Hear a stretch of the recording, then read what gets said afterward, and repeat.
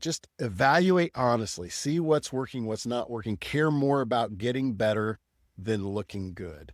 Share your failures. Tell others what isn't working in your ministry department. If everything you do succeeds, it either means you're not risking enough or you don't evaluate well.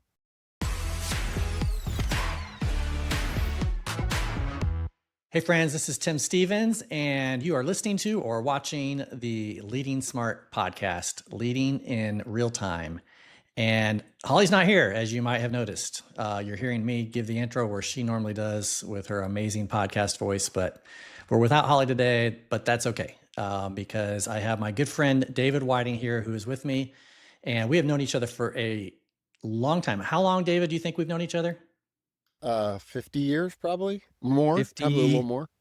54, 53, something like that. Yeah, it's been a minute. But we had the privilege of growing up in the same church together with our families that did life together, and our moms still do life together. Leota will come over to my mom's senior living center every now and then and bring cards, and they just have a good time. So, but David has been in ministry for his entire career since coming out of college. Student pastor at first, senior pastor at a church in Rochester, New York, for a number of years, worked with me at Vanderbloemen for several years, and then senior pastor at a church in New Heights out on the West Coast near Portland. And then 3 years ago, transitioned into a role where he's similar, about the same time, same summer that I transitioned into helping churches full time in the Big C Church. So we share stories a lot. We talk almost every day and get a chance to share stories. David also leads, is it senior vice president? That's a big title. Is that what you are? I think so. I don't know. Titles At are an confusing. organization called GenerosityOS, which is also a partner of LeadingSmart's. And they're the group that we think does the best that we know of in helping churches with generosity and discipleship around generosity, capital campaigns, coming in and helping you. And to the churches, David, I'm working with on other stuff you're working with on generosity. In the time that I've been working with them has seen significant turnaround from declines in giving to increases in giving. They've been very happy. So love the work you do on that side. But today we're talking about influence. This is a talk I heard David give a couple months ago to a group of executive pastors. And I said, we have to talk about that on the podcast because most of the leaders that are tuning in to the LeadingSmart podcast are leading churches, leading staff, leading teams.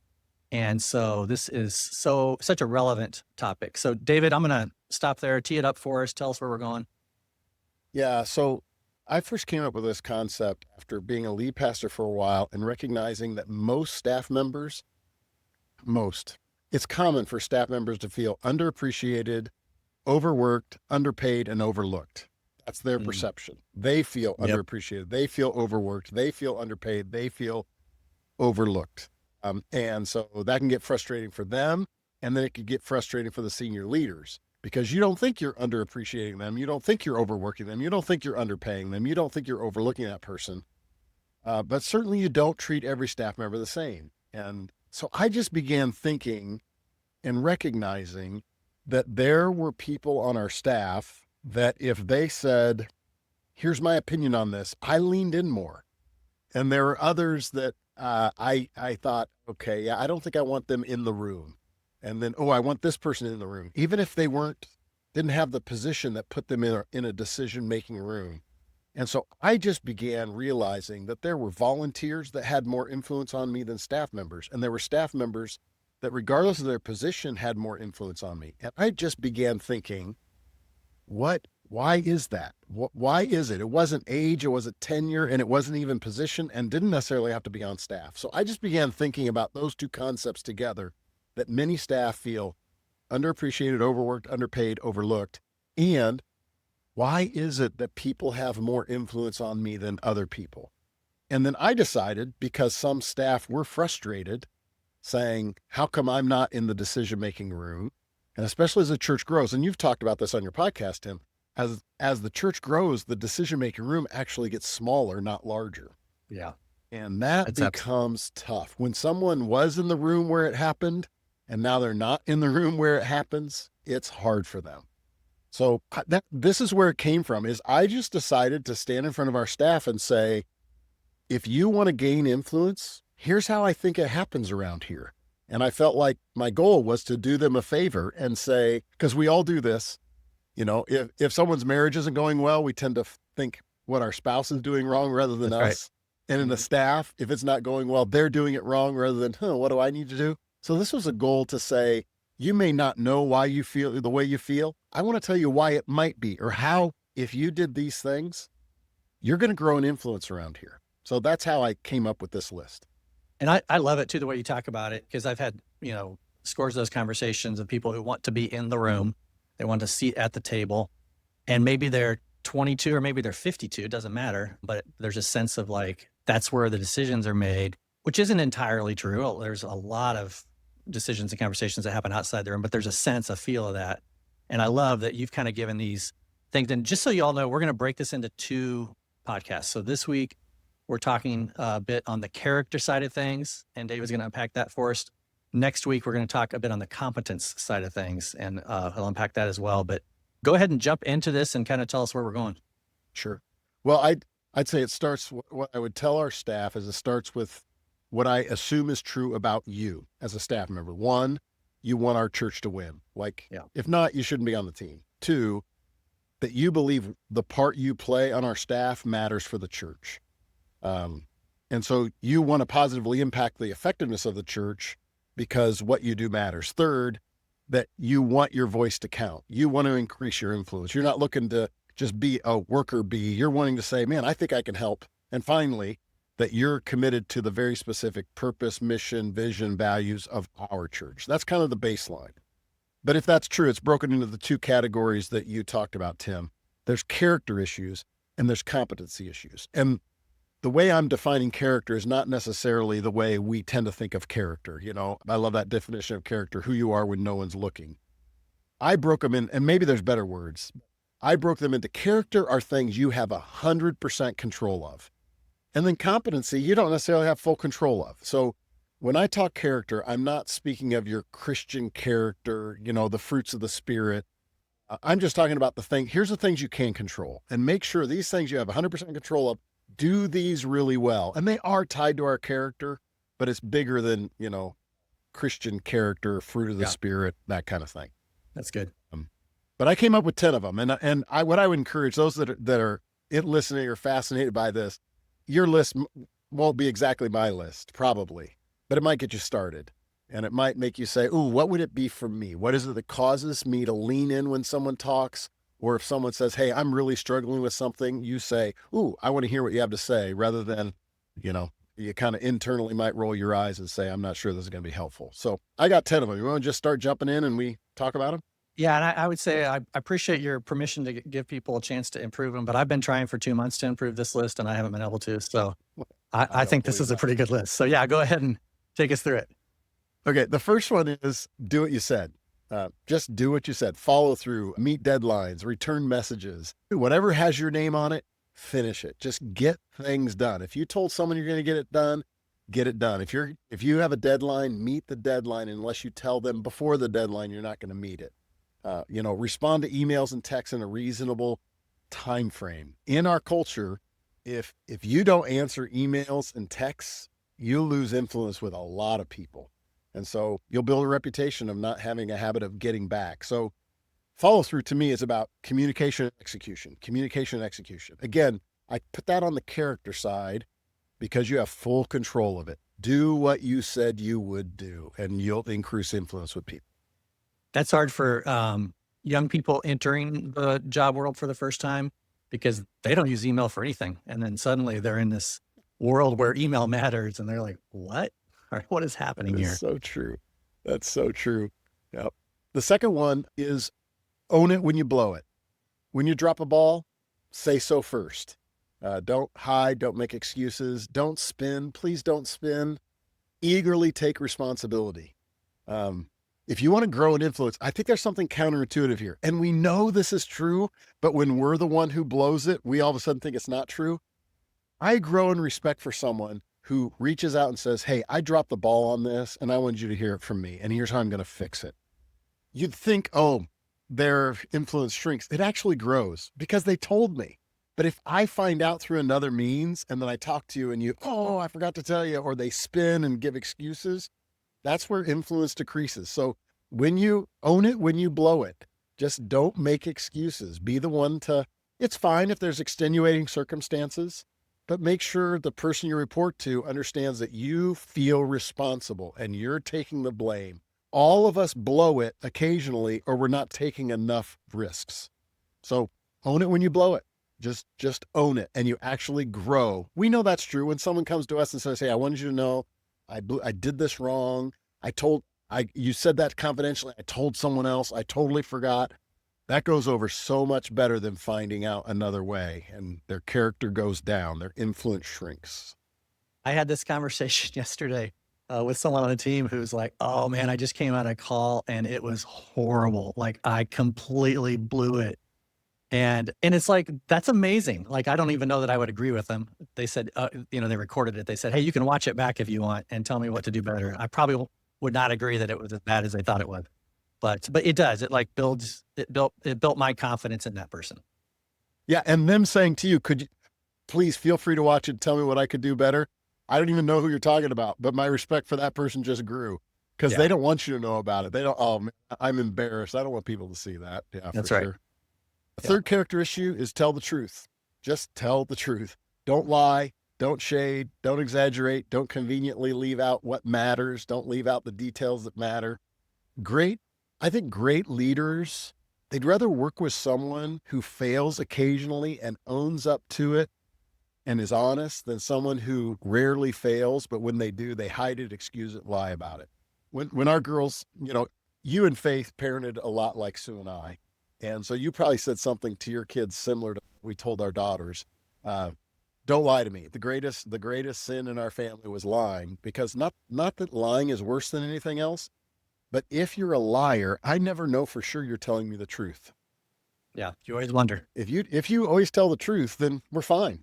But if you hide things, slant things, or the person you report to finds out, they'll always wonder, am I getting the truth? And that never builds confidence. It never builds influence. It creates suspicion. If you lie, spin, cover up your immediate teammates and your supervisor, they will struggle to trust you. Your influence will shrink, and they'll always be slightly suspicious because they know you shade the truth. Yeah. And where I love that word, shade the truth, because in church, I haven't had a lot of people like outright lie, but shading the truth, always exaggerating, not telling all of the story, that, they're holding back parts and pieces and parts of it to make themselves look better. That's where I see it happening. 100%. Yeah. The fourth one is bring the effort. Just work hard, be dependable, become the person that other people trust to carry weight. Volunteers can't volunteer once a month and think they're going to have a lot of influence. But if they start volunteering weekly, they start gaining influence. If they're a go-to person for a paid staff, the harder you work, and I don't necessarily mean, oh, you're working 60 hours a week, but you go in and you get it done. You put full effort. When you work hard, you have a lot of influence and you build a reputation as a hard worker. But again, going back to Tim, our similar thoughts on marriage and parenting is you also need to remember there's only two roles in your life that are absolutely irreplaceable. No one else can be your kid's mom or dad, and no one else can be your spouse's partner. So don't get it confused that job's number one. Be a hard worker, but never neglect.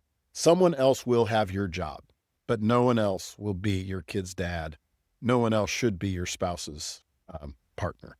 And I think there's enough hours to figure out how to do it all, but be a hard worker. Just bring the effort. And sometimes that's hard in our day. There's a church that I'm working with that you're very familiar with, that their office situation is so unique that they're always in the room together. I would not get a lot done that way. And so there's challenges, like bring the effort. Don't come to work and man, you didn't get much done, but you sure had good time socializing. So bring the effort, work hard, be dependable, be the person people trust to get the stuff done. I know we're only through number 4, but what's interesting to me, just these 4, do what you said, own it when you blow it, tell the truth, and bring the effort. I think if a staff person did just those 4 and didn't do any of the other 6, I don't know what they are yet, or I don't remember yet, but I think they would rise to the top 10% of their staff. Like in just about It's any work interesting. environment anywhere.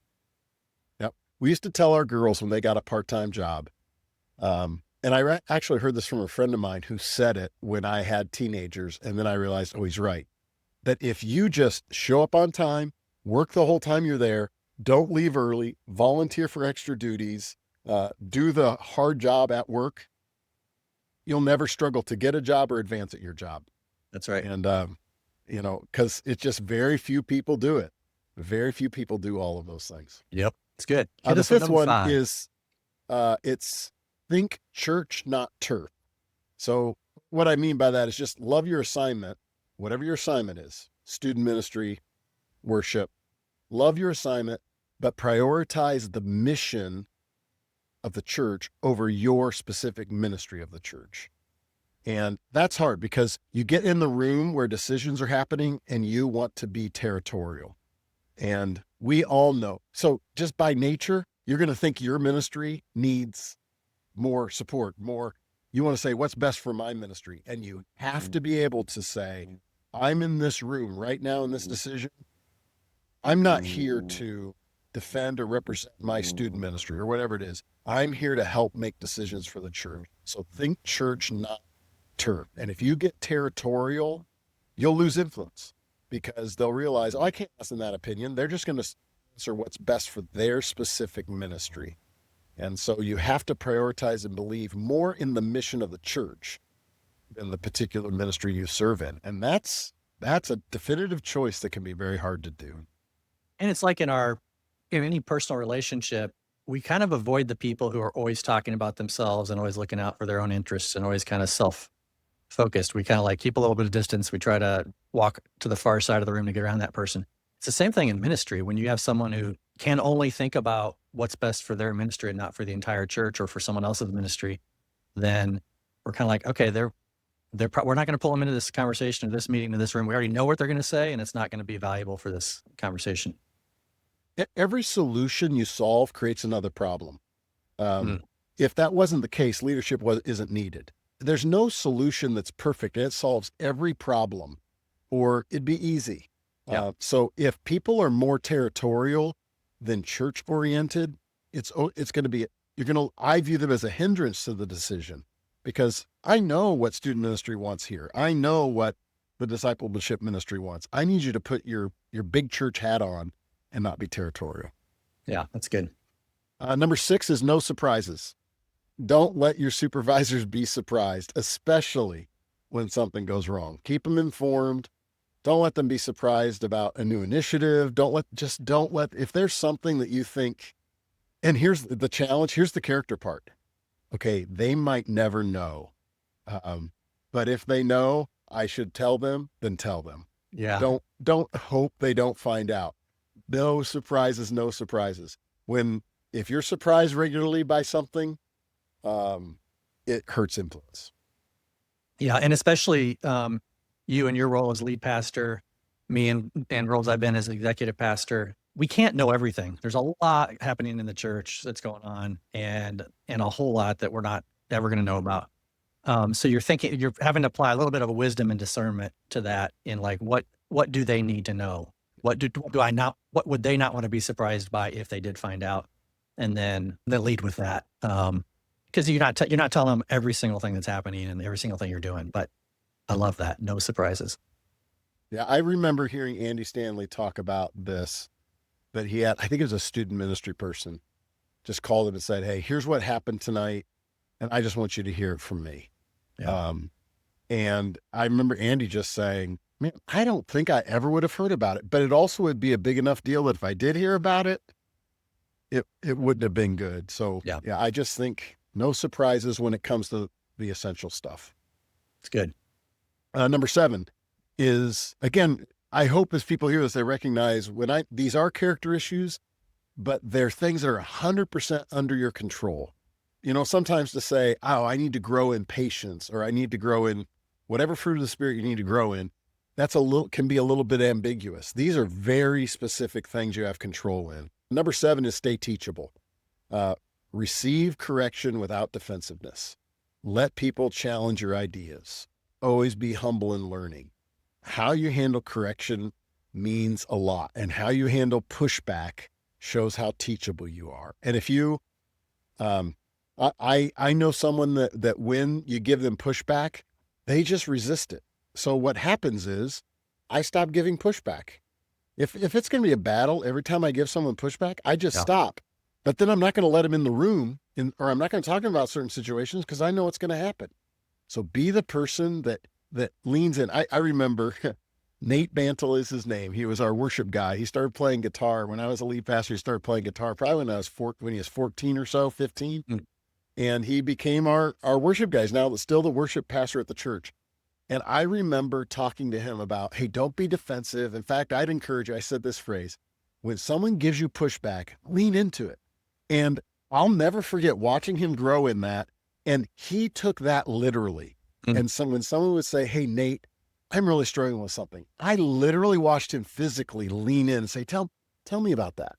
And he became one of the most approachable people on staff. And I feel like rarely do you see someone grow from defensiveness to openness like I saw Nate grow. But I think it's a big one. Just stay teachable. Don't be defensive. If you have to choose between confidence and being teachable, choose humble and teachable, and then others grow confidence in you rather than you grow confidence in yourself. That's good. And I think when you're in those moments, when someone is giving you correction, you may immediately in your mind, in your heart, you're defensive. You're like, that's not true. Like they don't know the whole story. A phrase that I've leaned on in those moments that just help give you some space to emotionally kind of adapt and also lets the person know that you want to hear more is just use these 3 words. Just say, tell me more. Can you tell me more about that? Can you dive into that a little bit more? I've heard you do that 100 times. For me? And what it does, I think it tells them, tell me more. I mean, you actually do want to know more, but also for you, it gives you a little bit of chance to like emotionally respond, react. Defenses go down a little bit when it's like, look for the kernel of truth, find out what's in here that I can learn. So that has helped me. So that's better than saying that's the stupidest thing I've ever heard in my life. That's another way to approach it. You won't gain influence. Yeah, that's good. Okay. Number 8 out of 10 is evaluate honestly. Be the first person to see what's not working. Getting better is way better than looking good. And when others see you have the ability to be critical of your own work, then it shows you want to get better. You gain an influence where, your supervisor says, hey, how'd that conversation go? Or how'd that meeting go? How'd that event go? If you could say, oh, here's what went good and here's what needs to improve, is way better than here's a list of 10 things that went perfectly. Just evaluate honestly, see what's working, what's not working, care more about getting better than looking good. If everything, I share your failures, tell others what isn't working in your ministry department. If everything you do succeeds, it either means you're not risking enough or you don't evaluate well. If everything you do succeeds, you're not risking hard enough or you're not a good evaluator. And the more you ask for feedback, the more others will feel you trust them and they will believe you want to make your ministry, your department, your church better. So just be an honest evaluator of your ministry and your work. Love that. That's a great one. Number 9 is be loyal in the right rooms. You've heard this phrase, be a raving fan publicly and a frank critic privately. And then I'd also say loyalty. I think there's some churches and people that take this way too far. Be reasonably loyal, not blindly loyal. That's good. People that expect blind loyalty is the number one character quality they want in the staff member, run. But reasonable loyalty is good. You can't lie to people, but the time to criticize another staff member, the lead pastor, the executive pastor, is not in front of others. If things come back to others that you are speaking negatively about individuals on the team, you lose influence. You always lose influence. Those in the room need to know you have strong trust for each other. You need to be reasonably loyal and you'll gain trust and influence. The best illustration I have of this is, so someone told me The best illustration is a sporting event. If you watch a basketball game, a football game, a soccer match, and someone on a team does something stupid, I promise you, every member of the team stands up for them. Like they won't fight against their own Right. teammate. Then they get back in the locker room and they say, "You idiot, never do that again." But out Yep. on the court, out on that field, that was they're with their teammate. And in their mind, they're like, "I'm going to have to talk to him later. I'm going to have to talk to her later." Um, and I just watched a soccer match that a friend told me I had to watch the U.S. women's soccer match. So I went back and found it, and there were 8 red cards that Brazil got in a game in one match. Wow. And of course, USA won it. But it just made me think, man, I wonder what happened when they got back into that room. But out on the field, they were defending each other. But I Wow. bet in the locker room is a different conversation. And so I would just say, yeah, be reasonably loyal. Be loyal to the right people in the right times in the right places. You don't need to lie, but be loyal. I think that's especially in the world I've been in. It's when you're kind of putting your arms around your team, like you gave the sports analogy, but like just even in a work church context, and you have each other's backs. And especially this is for people like that have reported up to me, and someone comes at them, accusation, whatever. It's just, and I'm like, kind of like I'm standing with my team and supporting them. And then, our next one-on-one or just even right after that, walk into the office and say, hey, here's some things we can do better next time. Here's some things we can learn from. That didn't go perfectly. It didn't go as well as we thought it should, even though like you're putting on. And again, I loved your word. What'd you say? Reasonably loyal? Was that the word? Yeah. Yeah. I love that because we've all seen cases in churches specifically where loyalty isn't actually loyalty. It goes into something very dysfunctional, and that's not what we're talking about here. Yep. And if you can't feel like, okay, I can't defend this person right now, then just be part of the solution. Being part of the solution is part of loyalty. So, you're someone on staff blows it big time and mistreats a volunteer. So someone tells about it. You don't have to say, well, that staff member, you have to don't do that. Just say, oh, I am so sorry that happened. Man, let me go with you. I'd love to talk to him and her with you so that you're showing loyalty. I remember I was in a conversation recently that someone was talking about deficiencies of someone that I know pretty well. And they were dead on right. They were dead on right on this issue. But man, I want to be reasonably loyal with my friends. So I just said, you know what?